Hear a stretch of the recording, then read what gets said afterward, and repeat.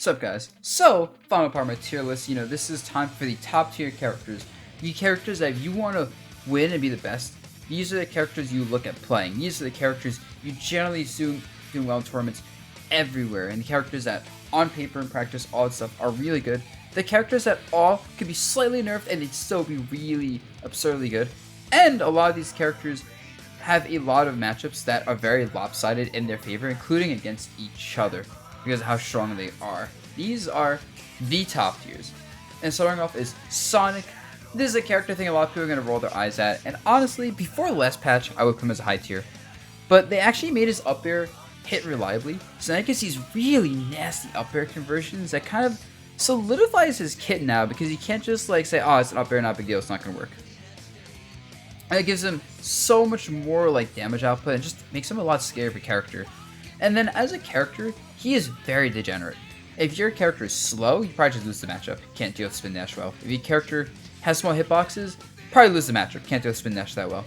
If your character is a grappler based character, probably can't grab him. Probably lose the matchup. So right off the bat, you need a move that can harass spin dash safely, like a very fast projectile, long range moves generally on the ground, or like very safe aerials. Or you need to be able to run at him really fast and overwhelm him while spin dashing. And that doesn't even mean you're winning the matchup. That just means you have the tools to deal with spin dash. Like, period. And you need that, and then you really want a way to punish spin dash, and like most spin dash mix-ups, with good punishes. Like fast combo starters out of rising aerials, or projectile that can chase him down, really fast ground speed. So, you need all that just to have a decent chance in the matchup. Otherwise, he just gets to spam spin dash, and eventually you're just gonna get poked down, start taking these small hits, being able to punish him, and he's just gonna rack up damage over and over that you're having trouble contesting.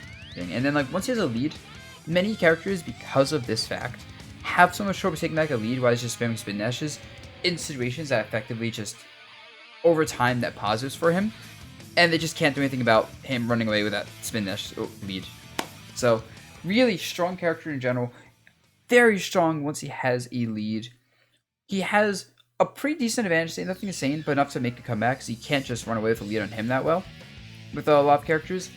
And overall, most Sonic players are very like positively think about him, think he's a really good character, so I have to just give validity to that and say that all think he's very good. He must be really solid. Next up, Snake. This is a character everyone thought was broken when he came out, and honestly, he's weird. On paper, his kit isn't actually that good. Like, on paper, a character that relies on, a grenades, a projectile that can hurt himself, to camp people out and force approaches and zone and combo break and force trades. That's pretty good, but that's not like top tier on paper. Having a bad disadvantage state, having non-disjointed, okay range normals, being pretty slow overall, all stuff is like, hey, you don't sound that good. But then his numbers are tuned like to the 11 on the dial. He absolutely is super heavy, especially for his size. Frame 1 combo breaking grenades is insane, especially because he's so heavy. So he trades like amazingly. His damage output and kill power is absolutely bonkers. Up till kill almost anywhere at 100%, and he has ways to combo into it, set up into it, adding kill setups, free like edge guarding with Nikita in a lot of matchups, C4 to cover stage control. Just how good grenades are. The fact that grenade hitboxes are smaller for him than his opponent. And he reminds me of a character where I don't think on paper he should be this good, but then you look at the numbers and you're just like, wow. Now he has dropped over time as people learn to abuse his disadvantage state like better, because his disadvantage state is a problem. He does get outcamped by a lot of characters. He can have a little bit of difficulty with approaching, but the numbers don't lie. He's just a very successful character that's been a staple top tier since Ultimate came out. Shulk. Shulk is the cheater character, simple enough. This character has a good option for any situation because of all the arts. Bust art for damage, smash art for killing you, speed art for just general neutral, jump art for disadvantage state, and then shield art for you have to win neutral twice to get anything going. And that is what makes him a top tier, in my opinion, is honestly, specifically how he is a good neutral, but honestly, it's not as amazing as you think. If you fought like Shulk and he didn't have shield art, you'd realize, this neutral's pretty good, but it's beatable. All of his sword hitboxes have some sort of exploit. Generally, the frame data not being that great is a big problem for him. His mobility's okay. But then you have to win neutral once to get rid of shield art. kind of play that mix-up game of Shield Art that most characters don't have a great answer to, and then win it again before Shield Art's back up in like 15 seconds. Combine that with just insane edge guarding, and like his oppressive range really matters when you're in disadvantage state. And he's a character that's not as common as you expect for how good he is, and I think it's because people slightly rate him and put him like top 5. But he's still an absurd character that I think is a little bit harder to play than people give him credit for, and a little bit worse than people realize. Because he gets so afraid of just like how ridiculous his other arts can be, and gets so afraid of how big his hitboxes are without thinking about their weaknesses. But absolutely a lot of characters just get obliterated by Shulk. And for many characters, Shulk is one of, if not their worst matchup because of how like ridiculous his strengths are.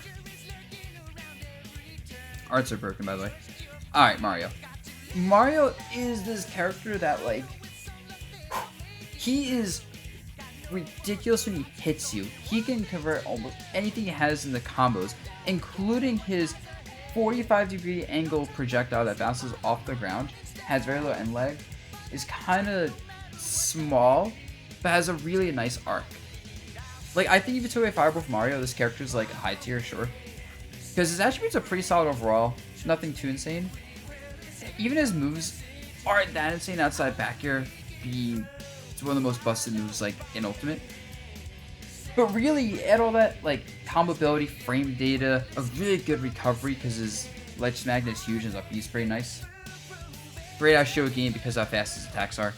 Up smash being just kind of spammable. Generally having a lot of spammable kill moves. And then Fireball approaches, let him get up close and abuse the fact that his CQC game is so good. And a cape to stop people trying to camp out with projectiles. And you're left with a character that really has answers for everything. And when you can hit once and die, it's just like, why?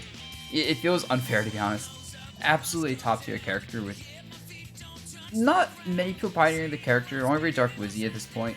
But like whenever you see Dark Wizzy play, you're just like, bro, this is broken. Alright, Wolf. Wolf is that character that people say, you know, is, well, best design top tier. Honest character. I think he's also my bottom of top 10 if you have that Mario, whatever. And he is an interesting character. The thing about Wolf, as this isn't Wolf. Huh. How'd that happen? There we go. So the thing about Wolf is his main strength is that he is really good at everything. Good projectile, you know, good normals overall. His disadvantage state isn't as bad as people think because he has mix-ups due to the angling of side B, good air speed, helps him a lot for just jumping in.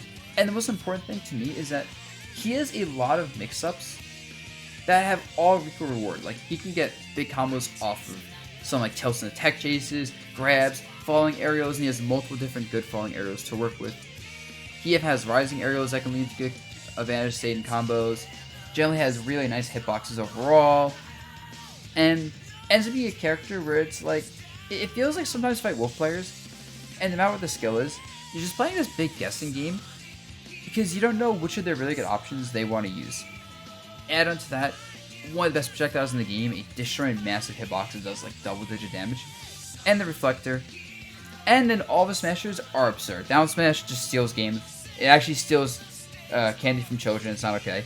Forward smash is very misleading. Same with backer actually in terms of hitboxes, power, startup, and lag.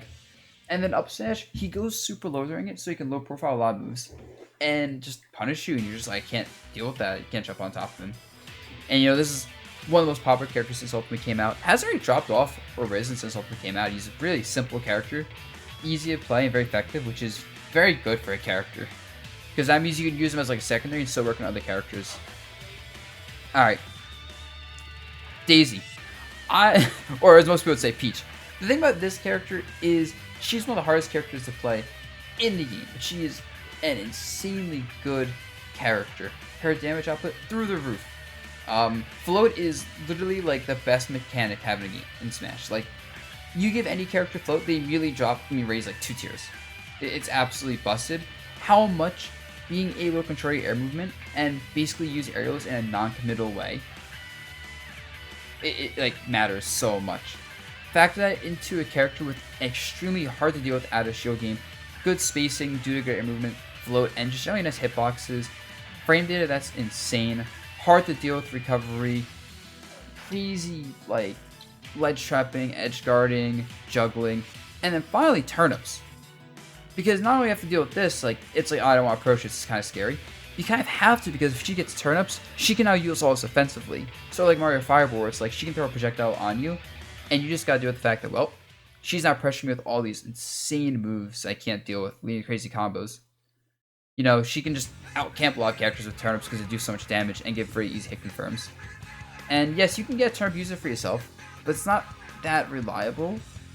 And Peach generally uses turnips better than most characters will. And this character doesn't have the most representatives because I think they're a really hard character to play.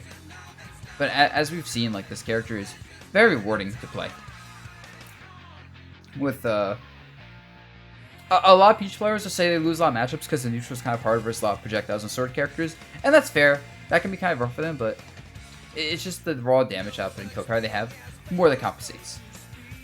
Alright, I know a lot of people about the flame for this one. Pikachu, not top 5 to us. How? That's crazy. It's ludicrous.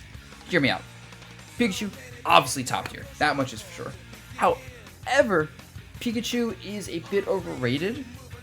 And my main reason for that is I think Pikachu is a pretty high committal character who doesn't have the best trading potential. So, like, I could be wrong because eSIM could master these TAS level, like, combos and setups and edge guards. And in that case, when offline's back, he's 0 deathing people. I'm wrong. Best character in the game, for sure. But I think a lot of this, like, 0 death, like, super broken combo nonsense people always talk about isn't realistic in regular matches. And it's more like lab monster stuff. So, keeping that in mind, my perspective on this character is lacking airspeed, not having great hitboxes, not having the best trades because he's lightweight and doesn't have, like, strong individual hits, having combos that fall off a bit at mid and high percents,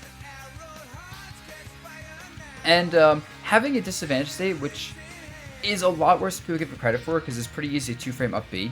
And it's pretty easy to read him jumping on stage with up B because you can force him with good 2 frames. And not the best, like, hitboxes overall means he has trouble in disadvantage when you know the matchup, honestly. He also relies a lot on using T-Jolt to get in, and depending on your character, there can or cannot be counterplay to it. Like, some characters just lose to Pikachu because he can't do a T-Jolt and that's it. But the characters that can force him in situations where they're both guessing, but then the risk reward is not the best for Pikachu. Unless he's got, like, these super crazy combos going. Because he gets outranged by a lot of characters. His lacking airspeed means his approaches are pretty linear. If you call out T-Jolts, you can run underneath to hit him. You can, like, challenge him, swap away. You can reflect that Pikachu. You do a lot of things to that. And overall, a really good character. But compared to the next characters on the list, he's not as oppressive in practice as people think he is in theory. And yeah, but I will also, say he does end up being a lot of characters versus matchups. But it's just that characters that do well versus him, think like Mario, Game & Watch, Olimar, tend to do very well versus him. And I think a lot of people overestimate how bad Pikachu is for them as a matchup overall.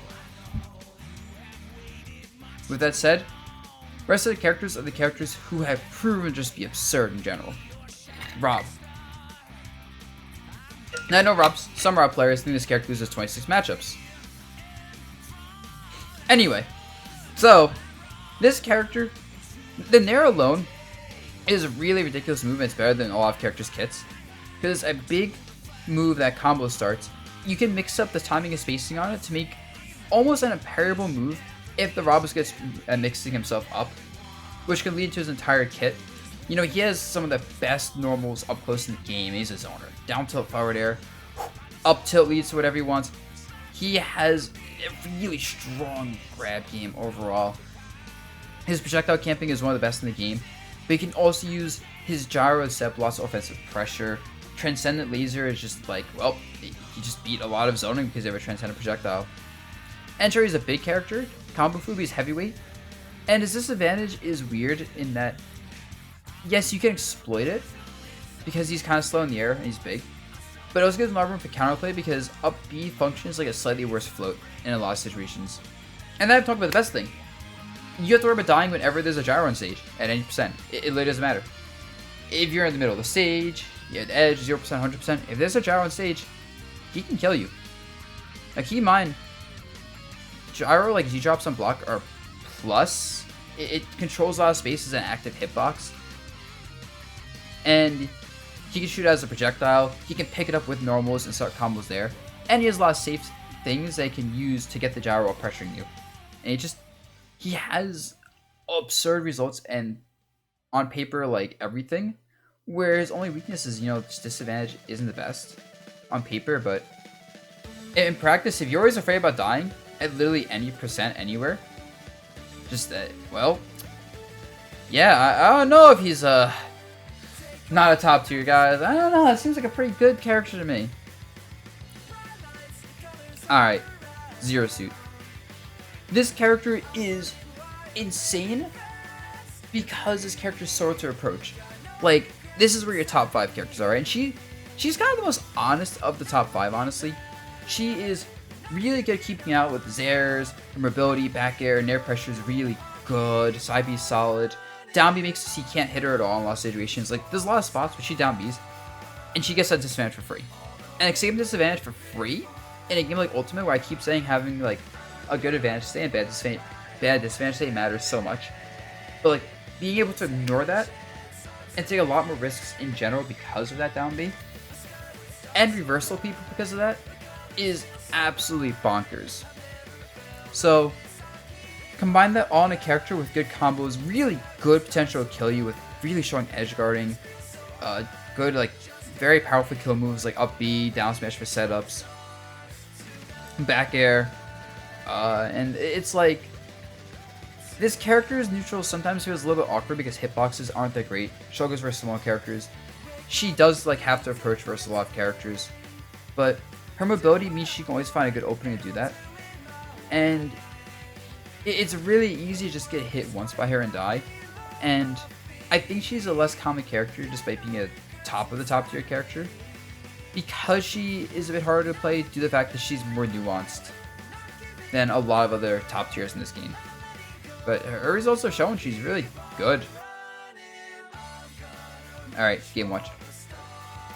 This is one of the characters in the game where I'm afraid for my opponent whenever Game Watch is on screen. I don't care if the Game Watch is down 1 stock to 3. It just doesn't matter. I've seen Meister and other Game Watch players just like hit someone once and 0 to 80 them, 0 to death them without much effort consistently. This character is a absolute glass cannon monster. Like, that's the archetype. The character's light, but every one of their normals, it just buttons period is amazing. Specials, normals, smashes, aerials, grabs, I can talk about that all really good. But let's talk about how up B is a frame 3 invincible combo break up out of show combo starter move. That move alone means a lot of characters just lose the matchup. A lot of characters don't have an answer to hit his shield at all, and don't have an answer to get a disadvantage versus these combos. A lot of characters can't edge guard him. A lot of characters basically can't play the game versus Game Watch already. If he makes mistakes, he'll die because he's so light. And people will make mistakes, but at the same time, it's hard to make mistakes with up B and then down air just being so absurd as well, and everything is absurd. Factor that in with the fact that he still has other things like forward air on block, creating plus block situations, down B to negate a lot of projectile gameplay period, really easy edge guard, insane air mobility, which is only limited by the fact that his jump height's pretty low, so he only has like certain angles to approach you from. Like otherwise, he kind of just gets to press buttons and they're all gonna be good, and you always have to respect him a lot. And it almost feels like really dumb. Like I've seen like top players just lose the Game Watch, and it's just like, man, you didn't do anything wrong. You just kind of hit you with something and did things and it worked. And a character like that, who can just do things and it works, and the only counterplay is abuse their lightness, and the fact that their approach isn't stellar, but they're like a really good defensive character, still has good enough approaches. Oh boy, that's a top tier. Now, I do value characters being very explosive in Ultimate heavily over anything else, so that's why I think I put this character higher than most people who would put him lower, because the neutral isn't always the best due to the iffy jump height, due to being light, due to having like not always the best hitboxes for flat out approaching and spacing. But yeah, that's just because I don't think neutral is as important as advantage in this game. If I did think neutral is that important, I would put like Pikachu a bit higher, probably, for example. And maybe even like Snake and Shulk a little bit higher. And I know I said Shulk's neutral isn't the best, but I think it's really safe still. For someone like says, hey, Dabuz, contradicting yourself. Anyway, Palutena. Palutena is the Uno stop card, or whatever it's called. Whatever you do, she has answer for it. Jumping at her, back air. Missing something on the ground, or just trying to space ground moves, dash attack. Camping her, down B, or her projectiles. You're at the ledge? Well, she has a way to kill you for anything. Or do damage and put you back in the ledge. You're in the air? Same thing. You're trying to keep her at disadvantage? You gotta watch out for her great jump height, really good aerial buttons overall, up B, get past you. And then you come to the fact that she's very simple. And being simple is generally a good thing. Not always, because sometimes it means you have not much room for growth. But Palutena has had more meta development lately still even. Like, I've seen more tech with like nairs, projectiles, and general stuff where I'm like, wow. You know, her base kit works really well. She also has a lot of depth that works just as well. Factor in the fact that like she has probably some of the highest aggregate results. Has one of the first characters everyone knew was good. And you just end up with this character where it's like, when you fight Palutena players, it doesn't matter what the skill is. Sometimes you just get hit and lose stocks, and it's just like, bro, you just guessed with your aerials. Or bro, you just guessed with your ledge trapping. Or bro, you just threw projectiles out and played a kind of autopilot, like, systematic zoning game, and I just have to deal with it and maybe lose. And that's really powerful, that your gameplay can be so simple and effective at any level of play. Her only weakness is that her disadvantage isn't good. She's slow in the air. She has a lot of trouble escaping combos. Her ledge game and being in the corner especially stinks for her. But that and the fact that she's a little bit linear. She doesn't have many good ground moves. And like a lot of her buttons are kind of like, I don't want to say specific uses, but when you fight them, Palutenas, you know what they're doing. But when all of your everything else is so absurd, including the fact that when someone knows what you're doing, doesn't mean they can punish you. Yeah.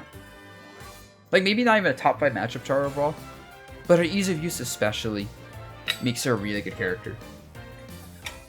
You can legit pocket Palutena and have a winged matchup for about 70% of the cast with little effort. Alright. Joker. Best player in the world. MKLeo uses this character. Gotta be good, right? And he is. This character? Like, oh my god.